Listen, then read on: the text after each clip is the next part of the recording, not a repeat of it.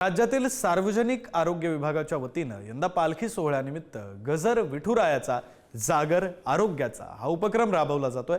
वारीच्या माध्यमातून आणि पुढारी न्यूजच्या साथीनं आरोग्य योजना घराघरात पोहोचवली जाते। आरोग्य विभागाचा हा उपक्रम नेमका काय आहे आपण पाहूयात।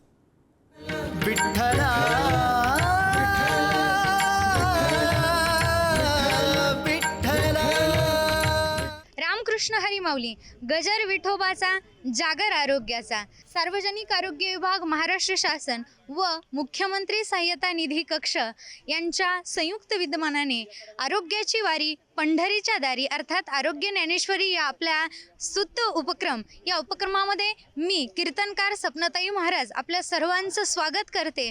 आपल्या सर्वांशी आपल्या वारकऱ्यांशी आरोग्य संवाद साधण्याकरता आरोग्याची माहिती त्यांच्याकडून घेण्याकरता आपण या ठिकाणी आलेलो आहोत।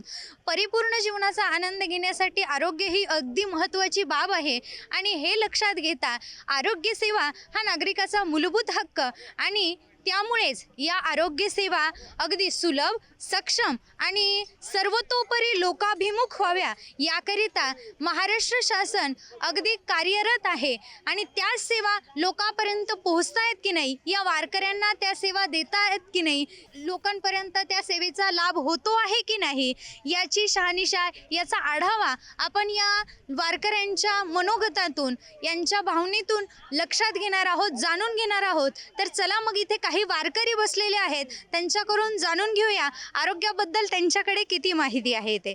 विठ्ठल विठ्ठल रामकृष्ण हरी माऊली। रामकृष्ण हरी। मला सांगा, या वारीच्या वाटेने चालत असताना तुम्हाला आरोग्याची काळजी तुम्ही घेता आहात का? तुम्हाला सेवा पोहोचतात का? होतो सेवा भरपूर सेवा पोहोचते रस्त्याने पोहोचते भरपूर कुठं काय मिळत नाही असं नाही, मेडिकल सर्व मिळतं। तुमचं काय म्हणणं माऊली? काय नाही, एकदम चांगलं एकदम सगळ्या सोयी चालू एकदम सगळ्या औषध वेळेवर सगळं भेटतं. औषधं ताप आला, थंडी आलं, सगळं भेटतं. सगळे औषध भेटतात। माऊली, आपण लक्षात घेऊ शकतो की वेगवेगळ्या पद्धतीने आपल्या वारकऱ्यांचा हा विठ्ठलापर्यंतचा प्रवास अगदी सुलभ आणि सुखकर व्हावा याकरिता सार्वजनिक आरोग्य विभाग महाराष्ट्र शासनाने वेळोवेळी गोळ्या औषधं देणं असेल, प्रत्येक व्यक्तीचा उपचार करणं असेल, या अनेक सेवा या ठिकाणी या वारीच्या वाटेवर देण्यात आलेल्या आहेत आणि या सेवांचा आम्हाला लाभ होतो आहे याचीच पावती या माऊलींच्या मुखातून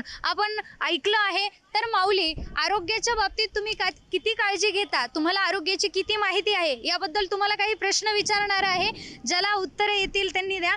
तर पहिला प्रश्न आहे, मोतीबिंदू कोणत्या वयोगटात जास्त होतो? एक बालकामध्ये, दुसरा तरुणांमध्ये आणि तिसरा वृद्धांमध्ये। वृद्धांमध्ये सगळ्यांचं म्हणणं अगदी बरोबर उत्तर आहे। आणि दुसरा प्रश्न मी तुम्हाला विचारणार आहे, मोतीबिंदू बरा होण्याचा एकमेव उपाय कोणता? एक चष्मा, दुसरा औषध, तिसरा शस्त्रक्रिया। शस्त्रक्रिया अगदी बरोबर उत्तर दिलेलं आहे माऊलींनी। दुसऱ्याही प्रश्नाचं अगदी बरोबर उत्तर दिलेलं आहे। आणि आपण तिसरा प्रश्न विचारूया या माऊलींना, मोतीबिंदू असल्यास कोणते लक्षण दिसते? एक ताप येतो, दोन डोळ्यात पाणी येते आणि तिसरं दृष्टी दुसर दिसते। दृष्टी कमी दिसते। अरे वा, अगदी अगदी बरोबर उत्तर दिलेलं आहे या माऊलींनी। आणि तुम्ही जाणून घेऊ शकता की आरोग्याची सर्वोत्तम माहिती ठेवून आणि सर्वतोपरी काळजीही घेऊन हे वारकरी चालतायत आणि आरोग्याकडे लक्षही देत आहेत। तर धन्यवाद माऊली, तुम्ही आमच्या प्रश्नांची उत्तरं दिल्याबद्दल। असंच आरोग्याची काळजी घ्या आणि आपल्याकरता सार्वजनिक आरोग्य विभाग महाराष्ट्र शासनाने ज्या काही सेवांची उपलब्धी केलेली आहे त्याचा सेवांचा प्रश्नच नाहीये, कारण आता सध्या आम्ही जे टॉयलेटवरूनच आम्ही रोज चर्चा चालतो की भरपूर सेवा दिलेली आहे महाराष्ट्र शासन। टॉयलेट तीच महत्वाची आहे, आरोग्य सेवा महत्वाची ते भरपूर दिलेली आहे, एकदम निर्मल वारीच झालेली आहे। अरे बाबा, आणि तुम्ही याचीच पावती या ठिकाणी जाणून घेऊ शकता की यांना उत्तमोत्तम लाभ या सेवांचा होत आहे आणि या वारकऱ्यांचा प्रवास सुखकर होत आहे। या वारकऱ्यांच्या मुखातून आपण ऐकलं। तर बोला पुंडली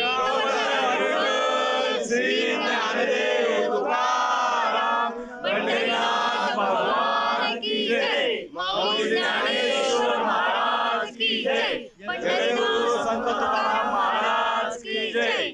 गजर गजर विठोबाचा गजर विठोबाचा आणि जागर आरोग्याचा. धन्यवाद आणि जागर आरोग्याचा. धन्यवाद माऊली. विठ्ठला